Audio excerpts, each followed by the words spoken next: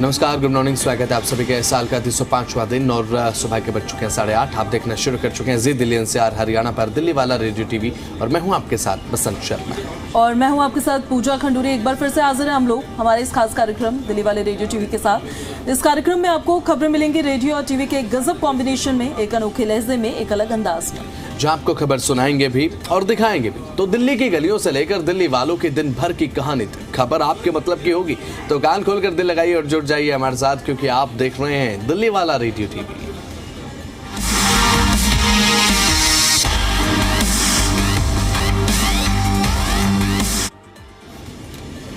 तो चलिए इसी के साथ अब कार्यक्रम की शुरुआत करते हैं। आज 1 नवंबर है और दिल्ली आज अपने गौरव और पहचान का एक नया प्रतीक देखने जा रही है। जी हाँ, 1 नवंबर 1956 में दिल्ली केंद्र शासित प्रदेश बना था और 1 नवंबर को अब आज यानी कि लाल किले पर दिल्ली दिवस पर भव्य कार्यक्रम का आयोजन होगा और साथ ही जहां पहली बार दिल्ली सरकार का आधिकारिक लोगो लॉन्च किया जाएगा। इस समारोह में दिल्ली की ऐतिहासिक विरासत, संस्कृति और आधुनिक विकास की झलक एक साथ नजर आएगी। लाल किले के प्रांगण में दिल्ली के सफर को दर्शाने वाले सांस्कृतिक कार्यक्रम, संगीत और नृत्य की प्रस्तुतियां होंगी। दिल्ली सरकार का ये कहना है कि ये लोगो राजधानी की आत्मा और इसकी विविधता का प्रतीक होगा। दिल्ली दिवस पर राजधानी एक नई पहचान के साथ अपना गौरवशाली इतिहास और भविष्य दोनों ही मनाने जा रही है। इसी के साथ साथ हरियाणा का भी स्थापना दिवस आज है। अब ऐसे में एक तरफ दिल्ली का स्थापना दिवस है तो वहीं दूसरी तरफ हरियाणा का स्थापना दिवस भी। हरियाणा के पंचकुला में भी एक बहुत बड़ा कार्यक्रम आज देखने को मिलेगा। तो वहीं आज दिल्ली की बात अगर करें तो दिल्ली का आज स्थापना दिवस है और दिल्ली वालों को पता होना चाहिए कि इतिहास आखिर उनका क्या है। अब ऐसे में जिस दिल्ली में हम रहते हैं, अब 1 नवंबर 1956 का वो दिन था जब दिल्ली का अस्तित्व एक केंद्र शासित प्रदेश के रूप में देखने को मिला। उसके बाद आज तक एक केंद्र शासित प्रदेश के रूप में दिल्ली की पहचान है और आज दिल्ली का ये स्थापना दिवस और साथ ही एक नया लोगो मिलने जा रहा है राजधानी दिल्ली को। और एक अहम बात ये है पूजा, इसमें बात अगर करें, जब हम स्थापना दिवस का जिक्र करते हैं आधुनिकता के दौर में, अब जहां एक तरफ विकास ज़रूरी है तो वहीं दूसरी तरफ अपनी परंपरा, जो अपना पुराना इतिहास है, उसे कैरी करना भी ज़रूरी है। और मुख्यमंत्री रेखा गुप्ता का ये प्रयास भी रहा है कि एक तरफ जहां पर हम डेवलप कंट्री की होने की तरफ बढ़ रहे हैं, एक विकसित दिल्ली हमें बनानी है, तो वहीं दूसरी तरफ अब विकसित दिल्ली के साथ साथ अपनी परंपरा को भी, अपने इतिहास को भी साथ लेकर चलना है। बिल्कुल। और दिल्ली का इतिहास तो देखिए किसी से छुपा है नहीं। दिल्ली का एक बहुत बड़ा इतिहास हमेशा से ही रहा है। वो केवल अभी वो अभी केवल अभी कि जब हम आज़ाद हुए केवल तब की बात भी नहीं है, उससे पहले का भी इतिहास काफ़ी रहा है। तो ऐसे में जो कार्यक्रम होने वाले हैं, कार्यक्रम बहुत ही दिलचस्प होंगे, जिसमें अब जो पारंपरिक वो होते हैं, लोकगीत होते हैं, लोक नृत्य होते हैं, सांस्कृतिक कार्यक्रम होते हैं, वो सब कुछ आपको देखने को मिलने वाला है और देश विदेश से भी मेहमान इसमें शामिल होने के लिए पहुंचने वाले हैं। और मैं बहुत एक्साइटेड हूँ पूजा इस कार्यक्रम को देखने के लिए, क्योंकि जब एक स्थापना दिवस होता है किसी भी राज्य का, जब राज्य अपना स्थापना दिवस मनाता है और जब एक लोगो मिलने जा रहा है राजधानी दिल्ली को, अपना एक विशेष लोगो मिलने जा रहा है, अब ये दिल्ली की पहचान होगा, तो इसका मतलब ये है कि दिल्ली को एक नई पहचान में मिलने जा रही है। यानी कि आप जिस शहर में, जिस राज्य में रह रहे हैं, अगर आप दिल्ली में हैं तो आपके राज्य की एक नई पहचान आज से आप देखेंगे। और साथ ही साथ अब आज स्थापना दिवस भी है और दिल्ली के साथ लगता हुआ एक पड़ोसी राज्य हरियाणा, उसे हम कैसे भूल सकते हैं, क्योंकि अब हरियाणा का भी स्थापना दिवस आज है 1 नवंबर और इसके साथ कई राज्यों का स्थापना दिवस आज है। बात अगर करें तो यहाँ पर दिल्ली के साथ हरियाणा और साथ ही केरल का स्थापना दिवस भी है आज, छत्तीसगढ़ का स्थापना दिवस भी आज है और साथ ही साथ कई ऐसे राज्य हैं जिनका स्थापना दिवस आज है। अब ऐसे में ये बेहद ज़्यादा महत्वपूर्ण हो जाता है कि आज की तारीख इतिहास में बहुत ज़्यादा मायने रखती है और दिल्ली का स्थापना दिवस आज मनाया जा रहा है। दिल्ली वालों के अंदर एक उत्साह होगा। दिल्ली वालों को ये पता होना चाहिए कि 1 नवंबर 1956 के समय वो दिन था जब दिल्ली केंद्र शासित प्रदेश के रूप में अपने अस्तित्व में आई थी। बिल्कुल। और इसीलिए ये मुझे लगता है कि बहुत ज़रूरी भी होता है कि आप उस दिन को सेलिब्रेट करें। बिल्कुल। जो वो ऐतिहासिक पल रहा है उस चीज़ को सेलिब्रेट किया जाए, हर साल सेलिब्रेट किया जाए। और इस बार जो सेलिब्रेशन हो रहा है वो तो दिल्ली को एक ऑफिशियल लोगो जो मिलने जा रहा है उसके साथ होने जा रहा है। इससे पहले दिल्ली के पास कोई ऑफिशियल लोगो नहीं था। इससे पहले तो ऐसा कभी देखने को नहीं मिला और लेकिन अब ये बहुत ज़्यादा दिलचस्प बात रहेगी, बहुत ज़्यादा एक्साइटमेंट अब है कि भाई दिल्ली का जो नया लोगो है वो दिल्ली को मिलने जा रहा है। और विशेष पहचान, जब किसी राज्य की पहचान देखने को मिलती है एक विशेष लोगो के रूप में, तो बहुत ज़्यादा एक्साइटेड होता है कि अब दिल्ली को लोगो मिल जाएगा, एक नई पहचान के रूप में अब दिल्ली की पहचान हमें देखने को मिलेगी। और मुख्यमंत्री रेखा गुप्ता लगातार इसे लेकर कदम भी उठा रही हैं कि दिल्ली का स्थापना दिवस एक बड़े स्तर पर मनाना चाहिए। तो अब ये तो हमने आपको बताया कि अब जो दिल्ली का इतिहास और आज किस तरीके से लोगो जारी किया जाएगा और दिल्ली के स्थापना दिवस के रूप में आज का जो पूरा दिन है वो देखने को मिलेगा। तो चलिए इसी के साथ आगे बढ़ते हैं। सबसे महत्वपूर्ण बदलाव जो आज से होने जा रहा है, क्योंकि प्रदूषण लगातार बढ़ रहा है। दिल्ली में आज 1 नवंबर है 2025 का ये दिन और एक नए नियम की शुरुआत भी हो रही है। दिल्ली में आज से BS4 कमर्शियल वाहनों की जो एंट्री है वो बंद हो जाएगी। वायु गुणवत्ता प्रबंधन आयोग के निर्देश पर अब दिल्ली परिवहन विभाग की तरफ से यह आदेश जारी किया गया था, जो कि आज से लागू हो गया है।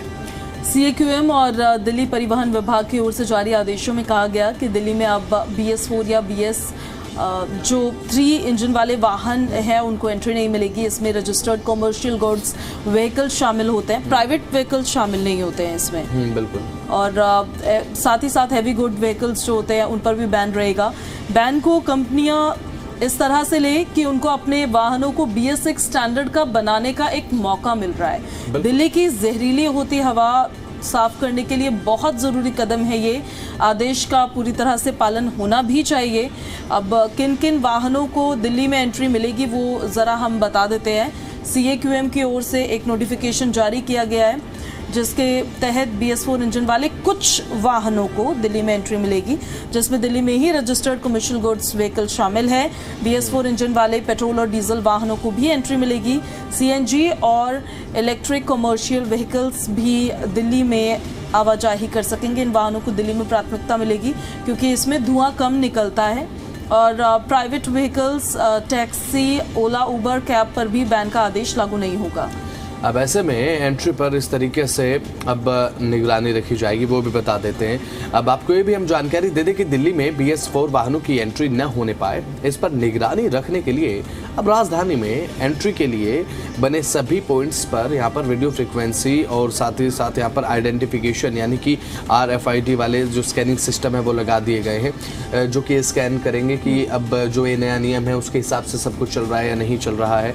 तो वहीं अब परिवहन विभाग की ओर से आदेश जो जारी किया गया उसमें स्पष्ट रूप से कह दिया गया कि जो भी सरकार का आदेश का उल्लंघन करेगा उसका जो परमिट है वो रद्द कर दिया जाएगा।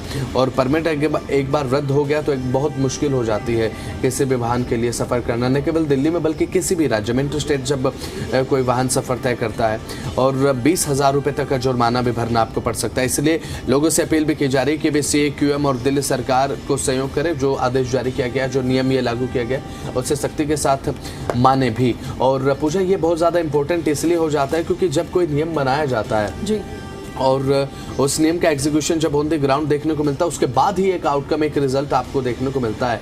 अदरवाइज आप नियम बनाते रहिए, अगर उनका उल्लंघन होता रहेगा तो उसका कोई रिजल्ट आपको मिलने वाला ही नहीं है। बिल्कुल। और एक और महत्वपूर्ण बात को आप समझिए, आपको कैसे पता चलेगा कि आपकी गाड़ी जो है वो BS6 है या फिर BS4 है या फिर BS3 है। आपका जो RC होता है गाड़ी का उस पर ये मेंशन होता है कि आपकी गाड़ी BS6 है, BS4 है या फिर BS3 है। बिल्कुल। तो अगर आप जानना चाहते हैं कि आपकी गाड़ी क्या है तो आप वहाँ पर चेक कर सकते हैं। जो इंजन होता है उस पर भी लिखा हुआ होता है कि ये किस क्राइटेरिया में आती है। बिल्कुल। मकसद सिर्फ इतना है, ये पाबंदी कोई ऐसी पाबंदी नहीं है जो आपको परेशान करने के लिए की जा रही हो।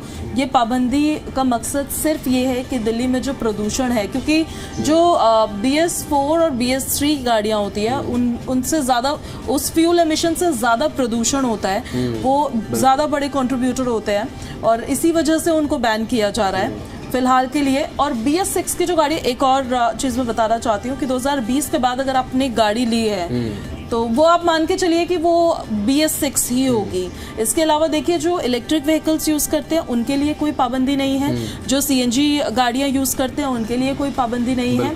पेट्रोल डीजल पर ही केवल अप्लाई होता है और BS4 और BS3 को परमिशन नहीं है। अब ऐसे में ये बहुत ज़्यादा ज़रूरी हो जाता है, जो मेरी सहयोगी पूजा ने अभी आपको बताया है कि अब BS3 और BS4 के जो कुछ वाहन हैं उनकी एंट्री पूरी तरीके से अब राजधानी दिल्ली में नहीं देखने को मिलेगी, जिसका कारण यही है कि अब ऐसे में जो फ्यूल एमिशन होता है उसके चलते पोल्यूशन बहुत ज़्यादा बढ़ता है, जिसके चलते ऑलरेडी अब एक पोल्यूशन की जो समस्या दिल्ली में है और इन वाहनों की जब एंट्री होती है, क्योंकि बड़े वाहन होते हैं तो ये भी अब जब आते हैं राजधानी दिल्ली में तो कहीं ना कहीं एक कंट्रीब्यूटर के रूप में देखा जाता है। लेकिन यहाँ पर एक इम्पोर्टेंट बात आपको हम बता दें कि इसमें जो प्राइवेट व्हीकल्स है वो शामिल नहीं होंगे। प्राइवेट जो व्हीकल्स हैं, जो हमारे पर्सनल व्हीकल्स जिन्हें हम बोलते हैं, हमारी खुद की गाड़ी हो गई, आपकी खुद की बाइक हो गई, और ये इसमें नहीं आते हैं। इनके माध्यम से आप आ जा सकते हैं, इन पर रोक नहीं है। कमर्शियल व्हीकल्स, हाँ, कमर्शियल जो व्हीकल्स हैं उन पर रोक रहेगी, और ये बहुत ज़रूरी है ये कदम उठाया जाना, और मुझे लगता है कि पहले से उठा देना चाहिए था। और जो मैन्युफैक्चरिंग प्लांट्स से मैन्युफैक्चरिंग कंपनीज़ हैं जो कि ऑटोमोबाइल सेक्टर में जो निर्माण करती हैं इस तरीके के वाहनों का, तो मुझे लगता है कि अब उनको और ज़्यादा कंपैटिबल इंजन्स बनाने चाहिए जो कि एनवायरनमेंट फ्रेंडली भी हो, भले ही वो पेट्रोल डीजल हो, लेकिन BS6 से आगे बढ़ते हुए थोड़ा कुछ और ऐसी टेक्नोलॉजी को इजाद करना चाहिए कि जो आप फ्यूल और डीजल का हम इस्तेमाल कर रहे हैं, फ्यूल एमिशन तो होता ही है, प्रदूषण कम से कम होना चाहिए, तो इस तरफ हमें दिल्ली में सबसे ज्यादा प्रदूषण अगर है तो वो गाड़ियों की वजह से, गाड़ियों की वजह से है। एक बहुत बड़ा कंट्रीब्यूटर गाड़ी है, क्योंकि आप सड़कों पर जाएंगे ना, आपको हम ट्रैफिक ही डिस्कस इसलिए करते हैं क्योंकि हर तरफ गाड़ियां हैं, हर तरफ गाड़ियां, और लोग पूलिंग भी नहीं करते हैं बहुत ज्यादा। हालांकि ये अपील की जाती है कि आप कार पूल करिए, तो उससे होगा क्या ना कि एक गाड़ी चलेगी सड़क पर, 4 लोग उसमें जा सकते हैं। यूजुअली होता क्या है, 4 लोग आ रहे हैं, 4 अलग अलग गाड़ी से आ रहे हैं। बिल्कुल सही बात है ये। और पूजा, आपने कभी ये सोचा है कि जब हम रोड पे निकलते हैं तो वाहनों की और ट्रैफिक की बहुत बड़ी बड़ी लाइंस, ये सब जाते कहाँ हैं? जाते तो अपने गंतव्य स्थान पर ही है वो, लेकिन परेशान बहुत ज़्यादा हो जाते हैं, क्योंकि जब आप गूगल मैप पर सर्च करते हैं, जब आप ट्रैफिक में फंस जाते हैं और आप सर्च करेंगे उसमें कि आपको कितना टाइम यहाँ लगने वाला है, और आपको उसमें दिखेगा कि आपको आधा घंटा, पौना घंटा या फिर 1 घंटा पूरा ट्रैफिक में लगने वाला है, तो ऐसा मूड खराब होता है कि क्या बताएं। बिल्कुल सही बात कह रहे हो आप। और अब ऐसे में, और ये इसीलिए कदम उठाया गया है क्योंकि पोल्यूशन लगातार बढ़ रहा है। दिल्ली में पोल्यूशन बढ़ता हुआ नजर आ रहा है। अब एयर क्वालिटी इंडेक्स का जिक्र करें, क्योंकि अब बेहद खराब श्रेणी में जा पहुंचा एयर क्वालिटी इंडेक्स। यहाँ पर जहांगीरपुरी, सिरी फोर्ट की हवा जहरीली हो चुकी है, लोगों को सांस लेने में दिक्कत है। अब लोग मास्क पहनकर बाहर निकले, और यही अपील भी की जा रही है। और पूजा, मुझे लगता है कि बढ़ते पोल्यूशन को लेकर एक आर्टिफिशियल रेन का जो सरकार ने सोचा था, मुझे लगता नहीं है कि अभी फिलहाल बहुत जल्दी आर्टिफिशियल रेन हमें देखने को मिलेगी, क्योंकि ना तो बादलों में नमी है, ना हवा में बहुत ज़्यादा नमी है। अब ऐसे में आर्टिफिशियल रेन के लिए मुझे लगता है कि एक बहुत चैलेंजिंग कंडीशन देखने को मिलेगी, क्योंकि अब पोल्यूशन कम करने के लिए आप ऑन दी ग्राउंड जो कदम उठाए जा रहे हैं उसका एग्जीक्यूशन ही अगर आप अच्छे तरीके से कर लेंगे तो मुझे लगता है कि रिजल्ट मिलेगा। आर्टिफिशियल रेन पर 100% डिपेंड होकर अगर आप ये सोचेंगे कि आर्टिफिशियल रेन कराकर ही 100% रिजल्ट मिलेगा, तो मुझे नहीं लगता कि इतनी बहुत ज़्यादा सफलता मिलेगी। बिल्कुल, क्योंकि मौसम की अनुकूलता भी नहीं है, फिर इसको लेकर ना दिल्ली का कोई इतिहास भी नहीं रहा है। हाँ, दिल्ली में कभी आर्टिफिशियल रेन नहीं हुई है। और जब IIT कानपुर के डायरेक्टर से हमने बात की थी तो उन्होंने बताया कि हमारे पास कोई डेटा भी नहीं है अभी आर्टिफिशियल रेन को लेकर, कि हम अगर करवाते हैं तो हमें किस तरह के रिजल्ट्स एक्सपेरिमेंट से मिलेंगे, एक्सपेरिमेंट के तौर पर इसको देखा जा रहा है, कितने समय तक मिलेंगे। हालांकि ये ज़रूर बात की जा रही थी कि क्लाउड सीडिंग कई इलाकों में हुई, जिसका ट्रायल आगे भी जारी रहेगा, लेकिन अब देखिए उसके रिजल्ट्स कितने मिल पाते हैं ये देखना होगा। और ये बात आपने बिल्कुल ठीक कही है कि आर्टिफिशियल रेन पर ही हम सिर्फ डिपेंडेंट नहीं रह सकते हैं। जो तमाम पाबंदियां हैं ग्रैब 2 के तहत, जो पाबंदियां, ये BS4 व्हीकल्स और BS3 व्हीकल्स की जो पाबंदियां ये भी तो ग्रैब 2 के तहत ही लगाई गई है। बिल्कुल। और जो कंस्ट्रक्शन है, डिमोलिशन है, आग जलाने वाली घटनाएं हैं, बार बार मना किया जा रहा है कि आप कूड़े में आग मत लगाइए, आप मत आग जलाइए, और फिर भी वो तस्वीरें देखने को मिलती है। अभी 2-3 दिन पहले मैं ऑफिस आ रही थी और मुझे लिटरली मेन रोड पे वहां पर उन्होंने आग जला रखी थी, मे भी ठंड की वजह से जला रखी होगी या जो भी रीजन होगा, लेकिन वो एक कंट्रीब्यूटर है पोल्यूशन में, इसलिए हमें खुद भी थोड़ा सा भाई सतर्क रहना चाहिए और हमें खुद अवेयर रहना चाहिए। हाँ, तो ऐसे में देखिए ये समझना बहुत जरूरी है कि प्रदूषण कोई आप नॉर्मलाइज नहीं कर सकते प्रदूषण को। हालांकि क्योंकि दिल्ली में हर साल ये स्थिति देखने को मिलती है और मुझे ऐसा लगता है कि बहुत लोगों ने नॉर्मलाइज कर भी लिया है, लेकिन नहीं करना चाहिए क्योंकि ये बहुत गंभीर इशू है, एक सिर्फ सेंसिटिव ग्रुप के लिए नहीं बट एक हेल्दी बॉडी के लिए भी। फॉर एग्जाम्पल जैसे आप हैं बसन और आपकी एक हेल्दी बॉडी है, आप स्मोकिंग नहीं करते, आप ड्रिंकिंग नहीं करते, आप हेल्दी खाने का सेवन करते हैं, हेल्दी पेय पदार्थ पीते हैं, लेकिन अगर आप इस प्रदूषण के बीच में है तो कहीं ना कहीं वो शून्य हो जा रही है चीजें सारी, क्योंकि इनडायरेक्टली आप इतना ज्यादा पोल्यूशन अपने अंदर इनहेल कर रहे हैं, तो जो आप खुद को बस में रखते हुए सारी चीजों से दूरी बनाए हुए, तो उसका कोई मतलब इतना निकलता नहीं है, क्योंकि आप ऑलरेडी पोल्यूशन में हैं। आप ऑलरेडी पोल्यूशन में जब सांस ले रहे हैं तो कहीं ना कहीं वो आपकी सेहत पर प्रभाव डाल रही है। अब ऐसे में अगर आप धूम्रपान कर रहे हैं या फिर बिना मास्क लगाए बाहर जा रहे हैं, तो ये कहीं ना कहीं और ज्यादा इम्पैक्ट क्रिएट करता है आपकी सेहत पर, और ऐसा आपको नहीं करना चाहिए। और बाहर निकले तो मास्क लगाकर निकले, क्योंकि जिस शहर में आप रहते हैं, राजधानी दिल्ली में, अगर बाहर निकलते हैं तो आप सच मानिए अगर सर्दियों में हैं तो अभी तक तो देखने को यही मिलता है कि भाई आप गैस के चैम्बर में निकल पड़े हैं। आने वाले समय में कुछ ऐसा चमत्कार हो जाए या फिर आर्टिफिशियल रेन जिसे अब देखा जा रहा है, अब चमत्कारी अगर साबित हो जाए तो कुछ कह नहीं सकते, लेकिन अभी फिलहाल तो राजधानी दिल्ली में एयर क्वालिटी इंडेक्स भाई बहुत खराब है। और हम तो एक्सपेक्ट करते हैं भाई कि प्रदूषण जल्दी से जल्दी नियंत्रित हो और इस समस्या का समाधान निकाला जाए। एक बार जब मैं दुबई से वापस दिल्ली आ रही थी तो ऊपर से देख के पता चल रहा था दिल्ली पहुंच गए हम, चाहे अनाउंसमेंट हो या ना हो, क्योंकि कुछ दिखाई नहीं। और लिटरली जो बोलते रहे कि गैस चैम्बर में तब्दील हो गई है, वो ऊपर से देख के लग भी रहा था कि ये गैस चैम्बर ही है जिसके बीच में दिल्ली है। हाँ, और एक और बात यहाँ पर मैं ऐड ऑन करना चाहूँगा पूजा की बात में कि जब ये आ रही थी दुबई से वापस दिल्ली, तो इन्होंने देखा नीचे का नज़ारा कि आखिर कैसा है, और इन्हें पता लग गया कि ये दिल्ली में थे, दिल्ली में आ चुके हैं, क्योंकि इन्हें कुछ दिखाई नहीं दे रहा था कि आखिर क्या है नीचे क्या नहीं है। तो चलिए इसी के साथ अब आगे बढ़ जाते हैं। अभी फिलहाल राजधानी दिल्ली में बात अगर करें तो अब डेंगू को लेकर ये खबर है, क्योंकि राजधानी दिल्ली में आपके शहर में डेंगू के मामले लगातार बढ़ते जा रहे हैं। आपको सतर्क रहने की ज़रूरत है। अब राजधानी दिल्ली में मच्छरों से पैदा होने वाली जो बीमारियां हैं, इनका संकट लगातार गहरा रहा है। एमसीडी के ताज़ा आंकड़ों के अनुसार बात अगर करें तो यहाँ पर 25 अक्टूबर तक, यानी कि 4 से 5 दिन पहले तक, डेंगू के कुल 1066 मामले दर्ज किए जा चुके हैं। यानी कि बीमारी ने अब 1000 का ये आंकड़ा जो है वो पार कर लिया। पूजा, ये बहुत चिंताजनक खबर है। स्वास्थ्य विभाग पूरी तरीके से अलर्ट इसे लेकर इस समय देखने को मिल रहा है, लेकिन यहाँ पर जो प्रयास हैं, मुझे लगता है कि प्रयास और ज़्यादा हो सकते हैं डेंगू की रोकथाम के लिए, लोगों को जागरूक करने के लिए, अब डेंगू के लार्वा को नष्ट करने के लिए। बिल्कुल, लोगों का अवेयर होना सबसे पहले बहुत ज़्यादा ज़रूरी हो जाता है कि अगर फॉर एग्जाम्पल डेंगू के मच्छर ने आपको काट दिया, हाँ, आपको इतना अलर्ट होना, इतना अवेयर होना ज़रूरी है कि आपको ये पता चले कि अब आपको डॉक्टर के पास जाना है, अब आपकी स्थिति थोड़ी खराब होने वाली है, और अब घर पे बिल्कुल भी खुद डॉक्टर ना बने। हाँ, तो मानसून के बाद, क्योंकि यूजुअली लोग बन भी जाते हैं, हाँ, बिल्कुल। मानसून के बाद के 2 महीनों में, सितंबर अक्टूबर में मामलों में हमेशा वृद्धि देखने को भी मिलती है, जो सार्वजनिक स्वास्थ्य के लिए गंभीर संकेत होता है। डेंगू के सितंबर में 208 और अक्टूबर में 25 अक्टूबर तक के आंकड़े हम आपको बता रहे हैं, तो 307 नए केसेस दर्ज हुए हैं। गत सप्ताह के दौरान डेंगू के 72 मामले सामने आए। विशेषज्ञों का कहना है कि बारिश के बाद जमा पानी, अपर्याप्त सफाई और रोकथाम कार्यों में आई रुकावट इस बढ़ोतरी के मुख्य कारण होते हैं।